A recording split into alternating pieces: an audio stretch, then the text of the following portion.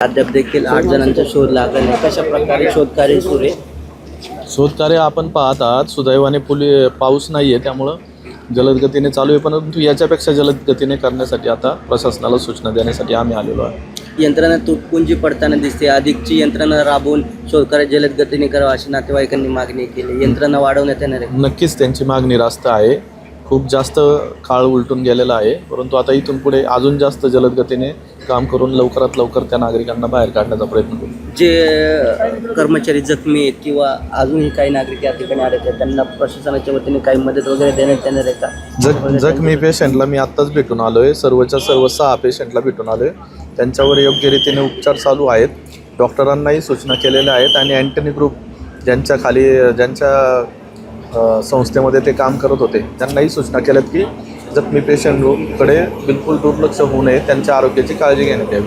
3 दिवस होऊन गेले, अजूनही कोणाला या घटनेबाबत दोषी ठरवण्यात आला नाही. मानवनिर्मित हा डोंगर होता, नैसर्गिक आपत्ती म्हणून सांगितलं आहे. जो कोणी ठेकेदार असेल किंवा कंत्राटदार होता असेल त्याच्यावरती चौकशी होणार का? त्याच्यावरती कारवाई वगैरे ठेवणार का? सर्वप्रथम आपण लोकांना सुखरूप बाहेर काढण्याचा प्रयत्न करू.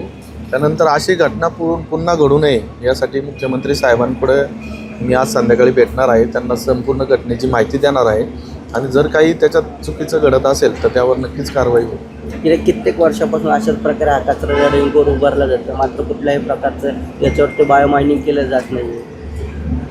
टेंडरसुद्धा काढले जातात नाही. आता कचऱ्याचा प्रश्न तर आपल्या अख्ख्या शहराचा कचरा जर आपण विचारात घेतला तर तो खूप मोठ्या प्रमाणावर आहे. अजून एक WTV प्रकल्प करण्याची गरज आहे. तो लवकरच अजून एक नवीन प्रकल्प तयार होईल. त्याची टेंडर प्रक्रिया लवकरच सुरू होईल, जेणेकरून सगळ्या शहरातील कचऱ्याची विल्हेवाट आपल्याला लवकरात लवकर लावता येईल. 2 वर्ष ती इमारत बांधण्यात आली होती. मोठ्या प्रमाणात कचऱ्याचे डोंगर आहेत, तरीसुद्धा कुठल्याही प्रकारची संरक्षण भिंत सुद्धा या इमारतीच्या बाजूला नव्हती.